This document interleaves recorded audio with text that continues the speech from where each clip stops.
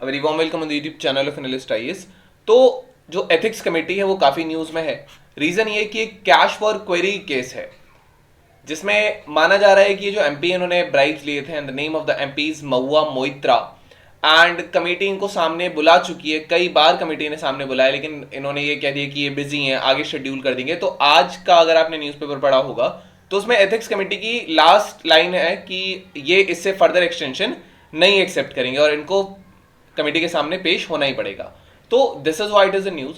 Cash for query case क्या है? अगर ये कमेटी कोई भी आउटकम निकालती है तो उसके क्या पोटेंशियल आउटकम्स हो सकते हैं? एथिक्स कमेटी क्या है, कब फॉर्म हुई थी, कैसे हुआ था, डिफरेंसेस क्या है एथिक्स कमेटी के बीच में और प्रिविलेज कमेटी के बीच में, कुछ फंक्शंस इनके ओवरलैप होते हैं। Then will be solving out today's prelims and the mains practice question. So let's start by news. Recently जो लोकसभा की एथिक्स कमेटी है इसने इन्वेस्टिगेशन जो है वो इनिशिएट कर दिया है कैश फॉर क्वेरी केस पे। ये एलिगेशन है मेंबर ऑफ पार्लियामेंट पर और ये एक्यूज्ड हैं कि इन्होंने ब्राइब्स लिए हैं क्वेश्चंस पूछने के बदले बिजनेसमैन से। तो एक कमेटी जो है ये प्रोसीडिंग्स जो है ये इन्वेस्टिगेट करेगी, एलिगेशंस के लिए एविडेंसेस गैदर करेगी, जितनी भी रिलेवेंट पार्टीज है उनका, जिसमें कंप्लेनेंट जिसने कंप्लेंट की है, जो विटनेस है और जो एक्यूज एमपी है, इन तीनों से ही पूछताछ होगी या एविडेंसेस इन लोगों से लिए जाएंगे। कैश फॉर क्वेरी केस की बात करें तो 2005 में एक सिग्निफिकेंट एपिसोड आया था। तो इसमें लगभग 11 मेंबर ऑफ पार्लियामेंट, जिसमें से 10 जो थे वो लोकसभा में से थे और एक राज्यसभा एमपी को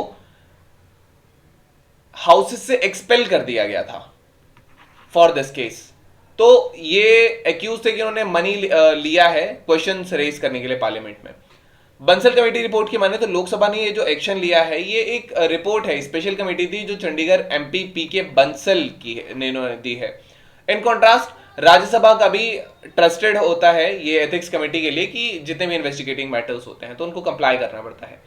एविडेंसेस इन द ये जो 2005 का केस है, फॉर्मर लोक सभा सेक्रेटरी जनरल पीडीटी आचार्य इन्होंने नोट किया कि 2005 का जो केस था इसमें सब्सटेंशियल एविडेंसेस थे और ये ना एक सिग्निफिकेंट स्टिंग ऑपरेशन से आए थे। अब ये जो मनी ट्रेन है ये हो सकता है ये रिसेंट बंगाल एमपी पर भारी पड़े। पोटेंशियल आउटकम्स की बात करेंगे तो एथिक्स कमेटी ने अगर मेरिट है, अगर उसकी कंप्लेंट में उसको लगा कि हाँ इसमें मेरिट है तो वो रिकमेंडेशंस कर सकती है। मैक्सिमम जो पोटेंशियल पनिशमेंट हो सकता है कि जो एमपी है उसको रिमूव कर दिया जाएगा, सस्पेंड कर दिया जाएगा पार्लियामेंट से, जैसे भी रिसेंटली राहुल गांधी को किया गया था, but that was a different case. So that is how it is. House जहां पे सारे एमपीज हैं, अल्टीमेटली जो डिसीजन होगा कमेटी का कि एक्सेप्ट करना है इन रिकमेंडेशंस को, या जो पनिशमेंट हुआ है या जो नेचर है या जो एक्सटेंट है पनिशमेंट का वो कितना होगा, तो ये हाउस डिसाइड करेगा। एक्यूज जो है इसको एक्सपेल किया जा सकता है या पोटेंशियली एक एडवर्स डिसीजन फेस करना पड़ सकता है, और अगर ऐसा हो जाता है तो she can go to the court of law to challenge this. अब कोर्ट ऑफ लॉ जाने के लिए कुछ ग्राउंड्स होंगे, जैसे कि ये अनकॉन्स्टिट्यूशनल है, ये एक नेचुरल जस्टिस का डिनायल है, उन्होंने मेरे को ध्यान से नहीं सुना, ग्रॉस इलीगैलिटी हुई है, करप्शन हुआ है। So these are the things on the basis of which this accused MP can go to the court of law.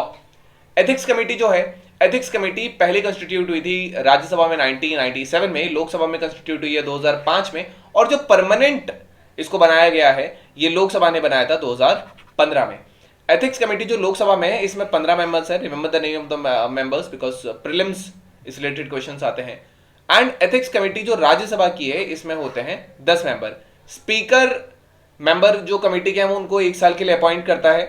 And यहां पर जो है चेयरमैन जो है वो इंक्लूड हो सकते हैं, और इसका जो चेयरमैन है वो भी नॉमिनेट किया जाता है chairman of Rajya Sabha, who is the vice president of India.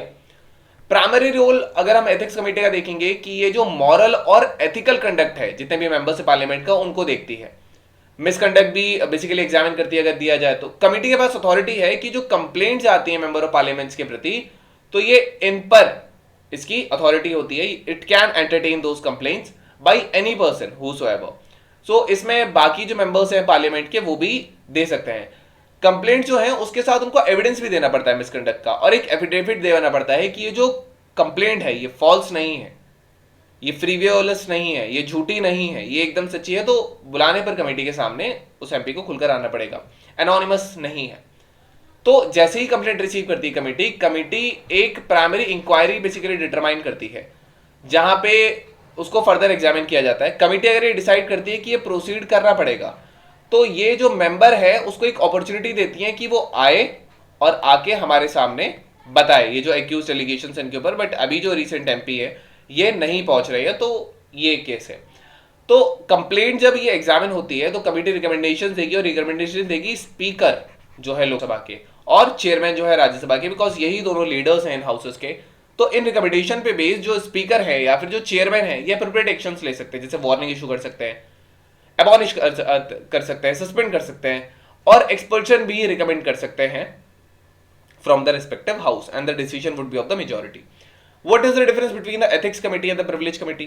तो ethics committee और privilege committee के फंक्शन जनरली ओवरलैप करते हैं। बहुत माइन्यूट से डिफरेंस है कि अगर कोई एलिगेशन है एमपी के लिए तो वो किसी भी बॉडी पर जा सकता है, लेकिन अगर ज्यादा सीरियस एक्यूजेशंस होते हैं, प्रिविलेज के जो एक्यूजेशंस होते हैं, ये प्रिविलेज कमेटी लेती है। जैसे एक नॉन एमपी मेंबर जो है इसको भी इंटरोगेट कर सकती है प्रिविलेज कमेटी उसके एक्शंस के लिए, और ऐसे एक्शंस जिसने हाउस की अथॉरिटी या डिग्निटी को बेसिकली अटैक करने की कोशिश की है। एथिक्स कमेटी केवल उन्हीं केसेस को ले सकती है जो कि केसेस हैं मिसकंडक्ट के, जिसमें एमपीज इन्वॉल्व है, जो इनका जो काम है वो ओवरलैप करता है generally. So this is corruption का है तो वो किसी भी बॉडी पे जा सकता है अगर करप्शन का केस है, और अगर ज्यादा सीरियस एक्यूजेशन है तो वो प्रिविलेज कमेटी के थे। प्रिविलेज कमेटी जो बनी है वो इसीलिए बनी है, it is to safeguard the freedom, the authority and the dignity of the whole parliament.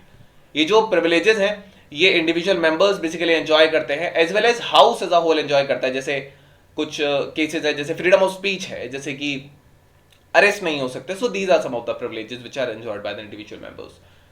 तो एमपी जो है ये एग्जामिन किए जा सकते हैं ब्रीच ऑफ प्रिविलेज पर, और एक नॉन एमपी जो है जिसको एक्यूज है कि उसने जो उसकी एक्शंस हैं उन्होंने अथॉरिटी या डिग्निटी हार्म की है, तो इनको भी एग्जामिन कर सकते हैं प्रिविलेज कमेटी। एथिक्स कमेटी के पास केवल एक केस थे, that was the cases of misconduct जिसमें एमपीज इन्वॉल्व है। तो मॉरल एथिकल मेंटेन करना एथिक्स कमेटी का काम है, और अथॉरिटी डिग्निटी पर कोई बात आती है तो प्रिविलेज कमेटी का काम है। In short this is this. Now we have today's prelims practice question. So who appoints the parliamentary committees? Speaker of the house, prime minister और president on the advice of the council of ministers, any member of the house. So you can type the answer in the comment section. They'll let you know if it's correct or not. Then we have today's base practice question, and the question says, how has the parliamentary democracy system in India evolved since its independence in 1947, and what are the key features that distinguish India's parliamentary democracy from those of the other countries? So this was all about today's video session. I hope you understood it well. Thank you. Have a nice day and stay tuned with the Analyst IAS for your better preparation.